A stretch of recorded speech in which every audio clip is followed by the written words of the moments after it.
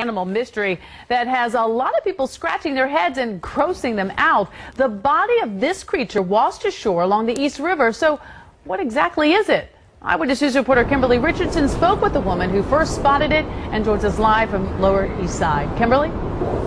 Well, Sade, let's first start with things that wouldn't be too surprising to find here in the East River. Today we spotted a tire, we even saw a bra, and a fisherman who pulled out a crab. But this creature, affectionately named the Manhattan Monster, well, all bets are off.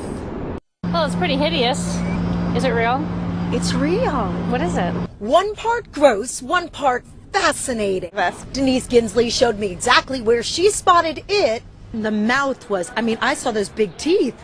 Yeah, it has big teeth, and then bone exposed where its top jaw should be is just bone, like its teeth are missing. Lying on its side here in the sand along the East River under the Brooklyn Bridge. We were like, is that someone's pet dog that fell in the river? And so we started looking more closely, and we were like, that's not a dog. She eventually mustered up the courage to hop over the railing to get a closer look, well within 4 feet, and started taking pictures. Maybe a cat, but then I thought that the body and the legs were a little too much like a rat.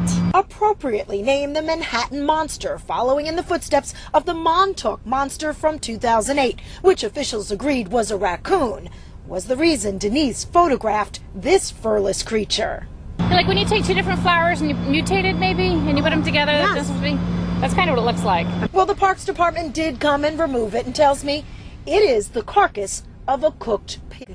Someone's barbecue pig that they threw away. But if it's someone's barbecue, why didn't they eat any of it? You know, like who cooks a pig and then throws it in the river?